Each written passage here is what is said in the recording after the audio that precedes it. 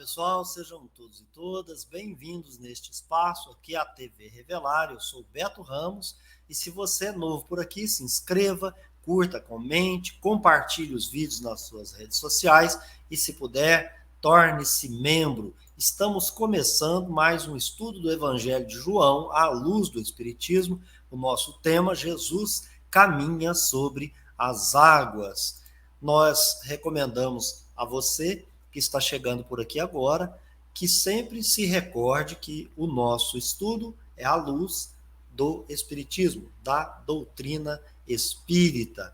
Então, se você é um estudioso da doutrina espírita, seja especialmente bem-vindo e bem-vinda. Se você não é um estudioso profundo da doutrina, mas quer conhecer, também seja muito bem-vindo e bem-vinda. Se você está aqui também para conhecer o canal de alguma maneira, nós agradecemos a sua presença.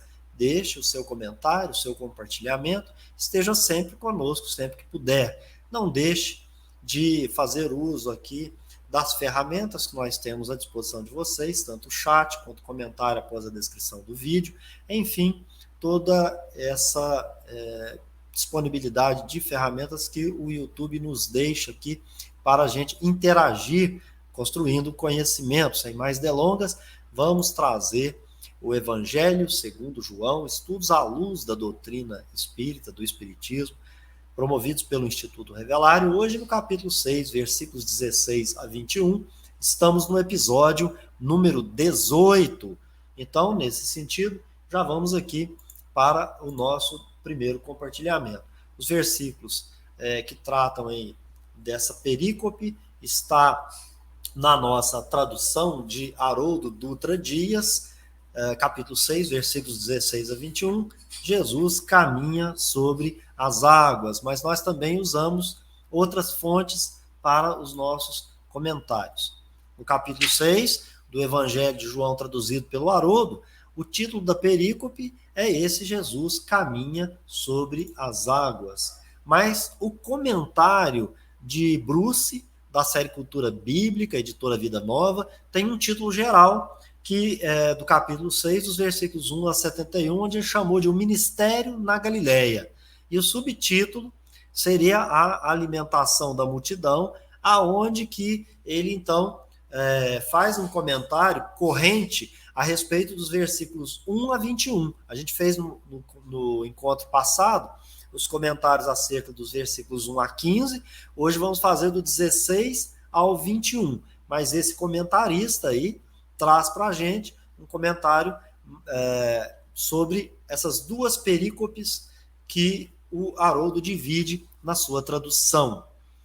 A gente vai observar que, então, esse comentarista está reunindo aí o evento da multiplicação dos pães com Jesus caminhando sobre as águas, né? Tem a questão da alimentação da multidão, vai acontecer alguns eventos, como vocês vão perceber, a gente vai recuperar aqui, e por isso talvez que ele usa esse expediente de reunir os dois eventos. Ele entende que seria apenas o prosseguimento do evento, ou a finalização, o término, né?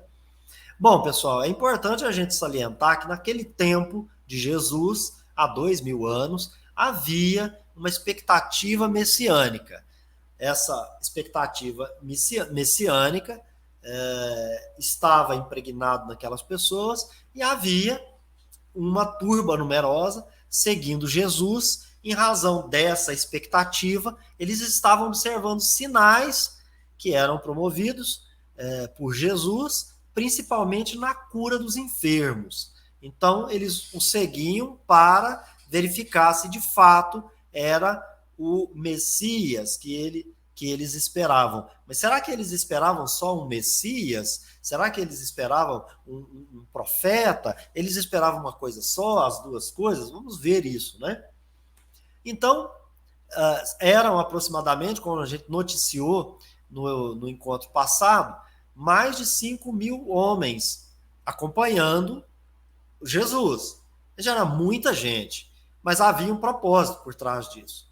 5.000 homens, como a gente já comentou no encontro passado, poderia formar um exército guerrilheiro para quem quisesse tornar-se líder daquele exército. Então, veja, eles tinham uma expectativa messiânica, tinham uma expectativa profética, tinham toda uma expectativa escatológica, mas o propósito daquelas pessoas era diferente do propósito de Jesus. Vocês vão perceber isso, eu vou recuperar o que a gente já falou outras vezes que nos encontramos por aqui. O versículo 15, ele vai dar a impressão de que era isso que aquelas pessoas procuravam, ou seja, um rei ou um general. Bom, qual era o propósito de Jesus? A gente já explicou que o propósito dele era da missão do homem de bem, né? Ensinar como se relacionar com Deus, esclarecer sobre coisas espirituais, como aplicar a lei de adoração, né? Que era diferente daquela época. Ele argumentava muito com essa coisa exterior e ele falava do íntimo. Fazer o bem era o seu propósito, né? Entre coisas que ele fez, ele curou a filha do centurião, curou um enfermo no tanque, curou cego, enfim, vários eventos de cura. Exercer as suas obrigações, atuar nos seus deveres, independente da dificuldade. Então ele vinha para exemplificar como é que fazia isso. E sempre observar as leis humanas. Esse é o propósito de Jesus, não vir destruir a lei, nem derrogar a lei de Deus, e também, muito menos, as humanas. Ele era uma pessoa que participava da sociedade e respeitava a lei de sua época. Então, desde que as leis estivessem voltadas, leis humanas voltadas para o bem geral, né? Então, havendo algum obstáculo ao seu propósito de agir no bem, então ele deixava de lado a lei humana, ele cumpria a lei divina. Fazer o bem sempre era o seu propósito, fazer o bem coletivo. Então, ele não veio destruir a lei, mas ele também não era obrigado a cumprir uma lei que prejudicava o seu próximo. A expectativa do povo era diferente da expectativa de Jesus, já falamos isso, já estamos recuperando de maneira resumida. Então, eles estavam pensando, aquele povo, aqueles 5.000 pessoas, pensando naquilo que está lá no Deuteronômio, capítulo 18, versículos 15 a 19, que viria um profeta como Moisés, e eles já estavam olhando para os sinais que Jesus apresentava e estavam pensando o seguinte, é esse cara aí, né? Agora, o que aconteceu que repetiu algo como no tempo de Moisés? Os antepassados foram alimentados no deserto. Ali naquele momento que antecedeu os versículos anteriores, Jesus fez o mesmo. Ora, muitos já estavam esperando esse segundo Moisés. É um sinal. Porém, o povo estava se equivocando na interpretação. Erraram. A expectativa daquele povo em relação a Jesus era material, era exterior. E nesse sentido, quando ele vai explicar para eles que eles estão equivocados, que ele não vem destruir a lei, eles vão se ofender. Eles vão se ofender. A coisa vai ficar né, difícil. Agora, na hora que ele está falando para aquelas pessoas que eles estavam errantes, como se fosse um rebanho sem pastor, para aquela linguagem da época, ele dizia que era o mesmo que fosse um exército sem general. Os intérpretes pegam essa passagem de Jesus, quando ele está dizendo um rebanho sem pastor, eles vão querer colocar como se Jesus estivesse se referindo a uma congregação sem pastor. No entanto, gente, aquele pessoal não era uma igreja, uma eclésia. Era, de fato, 5.000 homens que poderiam ser liderados por alguém. Um povo oprimido, um povo subjugado, faminto, pobre, escravizado. E eles queriam se libertar. Eram pessoas que, de fato, estavam misturando política com religião, mas não eram igreja naquele tempo. Tinha uma expectativa escatológica, tanto para um Messias quanto para um profeta, que não eram a mesma pessoa. Hoje, erroneamente, se equivoca e se interpreta como se fosse um só. Mas os manuscritos de Qumran dizem que não era a mesma pessoa, que eram duas pessoas distintas. Então, nesse sentido, quando Jesus se refere àquela turma como se fosse um rebanho sem pastor, ele estava querendo dizer que eles eram um exército sem general, mas para afirmar algo interessante, ou seja, eles poderiam ser utilizados por quem de má fé. Dito isso, a gente está nesse imbróglio todo aí. Esse é o panorama de fundo. Então, sequencialmente, agora nós vamos chegar aonde Jesus, então, de fato, caminha sobre as águas. E nesse texto, que a gente ainda não compartilhou, vamos compartilhar agora, a redação é a seguinte. Quando chegou o fim da tarde, os seus discípulos desceram para o mar. Ao entrarem no barco, foram para Cafarnaum, do outro lado do mar. Já havia treva e Jesus ainda viera até eles. E o mar se agitava, porque um grande vento soprava. Então, tendo remado cerca de 25 ou 30 estádios, observam Jesus, caminhando sobre o mar e chegando perto do barco. Temeram. Ele lhes diz, sou eu, não temais. Então, queriam recebê-lo no barco. O barco logo chegou na terra para o lugar que eles estavam se dirigindo. Então, veja, pessoal, aí é um fato interessante. A gente, então, precisa conversar a respeito deles. Vamos lá. Nesse comentário que a gente compartilhou aí do Bruce, né, da série Cultura Bíblica, ele vai chamar a atenção para aquela questão da expectativa da multidão, como eu disse. Por que eles queriam um general e não um pastor de rebanho no sentido religioso? Porque eles estão pensando em 1 Reis 22:17. Eles compunham um exército de 5.000 homens, que, como a gente já afirmou, não era o propósito de Jesus. Segundo o relato de Marcos, a gente vai perceber que é Jesus que vai compelir esses discípulos a embarcar. Por quê? Ele percebe que os seus discípulos estão contagiados pelaquela ideia de ser um general. A gente pode até avançar pensando, por exemplo, em Judas. Judas era um desses, que queria de fato um general. Ele era discípulo, mas ele queria um general. Ele não queria pastor de ovelha. Ele não queria aquele cidadão bonzinho. Não, ele queria destituir o trono de Roma, que ali naquela localidade era representada por Herodes Antipas. Então, Jesus, percebendo que eles estão contagiados pela multidão, ou tentados pelo mesmo desejo da multidão, ficam sintonizados naquele desejo da multidão de liderar aquele exército, então, e instaurar, né, o reino de Deus na terra através de Jesus, como se isso fosse possível na condição espiritual do termo, né? Jesus promete um céu, que todos vão evoluir e vão atingir o reino dos céus, que na verdade não está lá, está aqui, é um estado de espírito e felicidade. É isso que ele fala, mas é lei do progresso, como a gente aprende no Espiritismo. Então, o comentarista vai ler Marcos e vai dizer assim, parece que Jesus percebe esses discípulos sendo contaminados pelo desejo da multidão, daquelas 5.000 pessoas. Então, o que ele faz?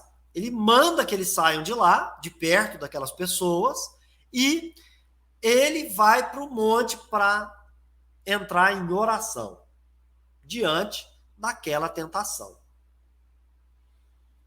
No caminho, os discípulos vão enfrentar um vento forte e contrário. Aqui, muitos comentam que, às vezes, quando a gente está com um problema grave e a gente precisa tomar uma decisão, é como se a gente estivesse no meio de uma tempestade, tem muita coisa acontecendo e a gente, então, precisa decidir.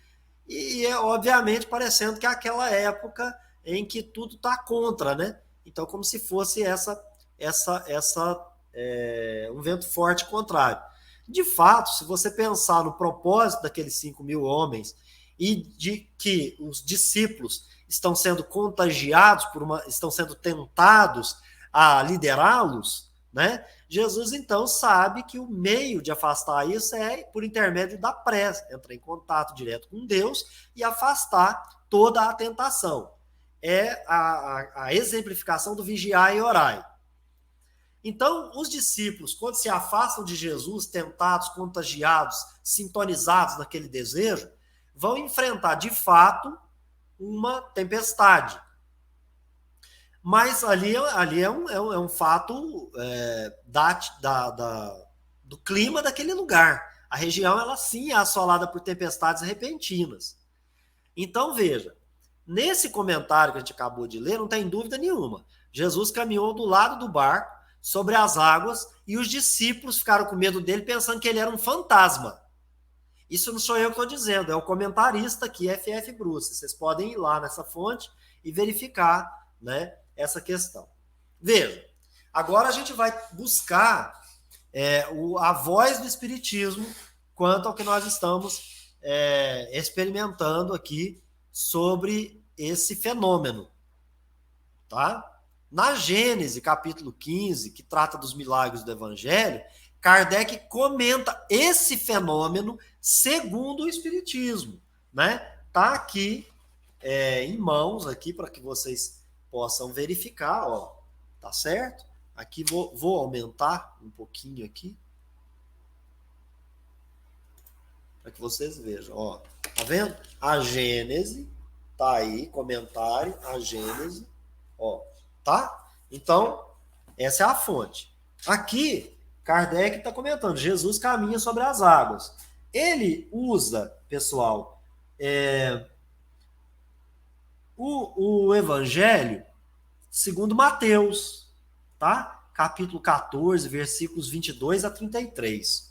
E nós aqui estamos usando a tradução do Haroldo Dutra, tá? E na tradução do Haroldo Dutra, o nosso estudo aqui é no Evangelho de João. Então, ele comenta lá esse fenômeno. Esse fenômeno, o Kardec vai dizer que ele tem uma explicação natural naqueles mesmos princípios que foram expostos no capítulo 14, número 43 de A Gênese, que vai falar sobre os fluidos. Então, Jesus, na realidade, ali, ele está usando os fluidos. Como, né, gente? Como? Ele, embora pessoa viva, ele poderia aparecer sobre as águas sob uma forma tangível? Sim, sendo que seu corpo estava num determinado lugar e ele aparece como uma aparição tangível lá junto aos seus discípulos, no barco e adentra no barco. Obviamente, gente, se ele vem e aparece, né, ele pode caminhar sobre as águas tranquilamente. Essa é, para Kardec, a hipótese mais provável. Não há, no relato, segundo Kardec, desculpe, ele vai esclarecer que os sinais são característicos das aparições tangíveis. E ele vai explicar isso no próprio capítulo 14, nos números 35 a 37 dessa obra A Gênese. Então, seria interessante que vocês pudessem ir nessa fonte, ler essas informações, para que tivessem lendo o Evangelho e tentar entender que todos os milagres do Evangelho, eles encontram explicações nas leis naturais, uma vez que Jesus não veio destruir a lei como ele anuncia. Então não tem mágico, místico, nem maravilhoso. Mas o fenômeno, Kardec também pode dizer que ele poderia ter ocorrido de outra forma. Qual é a outra forma? Né? Aquela mesma maneira da mesa que é suspensa no espaço, que a gente já falou bastante aqui no canal em outras ocasiões. Tem relatos no Livro dos Médiuns e nas revistas espíritas. Uma vez que o peso desses objetos, como o peso de uma pessoa, ele é neutralizado em razão da força fluídica. Ainda assim, tudo sendo explicado pelos fenômenos dos fluidos. Lembrando que nós vamos ter notícia do Sr. Home em vários relatos nas revistas espíritas, assim como no Livro dos Médiuns, onde ele era suspenso, né? E esse fenômeno puramente físico era em razão dos fluidos. Então, o Kardec mostra isso, mostra no fenômeno dos transportes, no fenômeno né, de levantar, lá no começo, não sei se vocês lembram, ele fala assim, mas não é a mãozinha do Espírito, a gente imaginou, aí eles vão explicar, não, são os fluidos, não tem derrogação de lei, etc e tal. O que nós vamos é envolver o objeto de fluidos, que é o que aconteceu com Jesus, e aí, então, o seu peso, né, é neutralizado, não derrogado, ele continua sendo uma massa de peso, né? Isso para a suspensão de seu próprio Jesus enquanto vivo, suspenso no ar ali, em razão dos fluidos, ok? Só que a hipótese para Kardec seria uma aparição tangível, que é o que ele vai argumentar aqui nesse capítulo. Bom, pessoal, aqui nós encerramos brevemente esse nosso encontro aqui, para que vocês possam meditar. Foi breve, foi apenas traduzir aqui que esse fenômeno ele é explicado pelo Espiritismo, que tem fonte que pode nos ajudar e que não tem nada de místico, mágico, maravilhoso. Que algumas pessoas podem tentar buscar, extrair alguma coisa assim de uma consequência moral para trazer um aspecto religioso do Cristo, mas de fato, gente, a gente ficar imaginando que tem um Cristo responsável e que a gente não vai evoluir, né?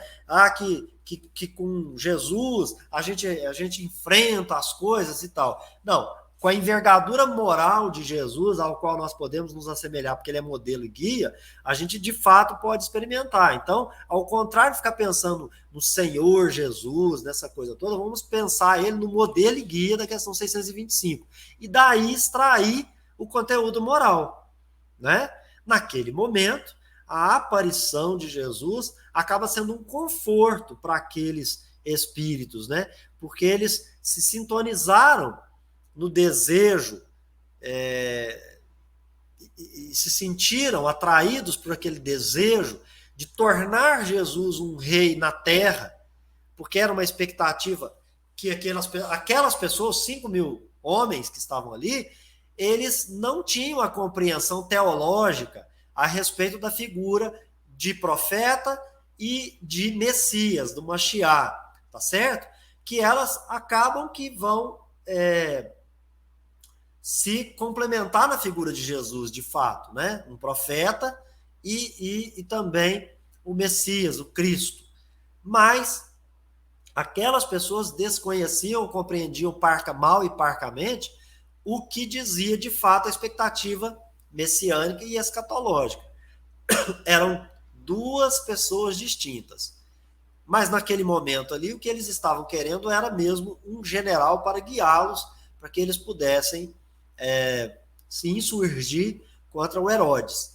Era isso que eles desejavam. Sintonizados nesse mesmo desejo, os discípulos enfrentam ali uma tempestade. A gente pode dar uma conotação para essa tempestade de uma questão interior, essas coisas que nós enfrentamos das escolhas, isso pode ser. Mas aquela região, como o comentarista diz, ela sim é assolada por instantaneamente mudar o tempo. Tem uma explicação a respeito dos ventos, né, da localidade que era baixa ali, em razão de uma série de questões, do quente com o frio que se encontrava. Então aconteciam aquelas tempestades e de repente a calmaria e etc. Né? Então a tempestade realmente aconteceu. Jesus sai dali para orar e depois ele vem ali confortando aquelas pessoas.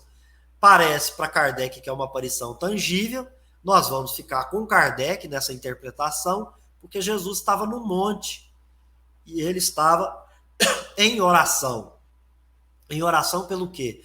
Porque houve ali, ele percebeu a tentação daquele desejo daquelas 5.000 pessoas que foram alimentadas pelos discípulos, que quiseram, de fato, partir para a liderança e tornar o próprio Jesus rei, né? A gente vai ver essas coisas acontecerem ali.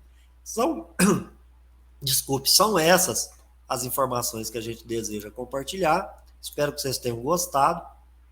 Se gostaram, deixem para nós o seu compartilhamento, o like e façam, todas as ações que forem necessárias. espero que vocês nos encontrem no próximo vídeo. Até lá, pessoal.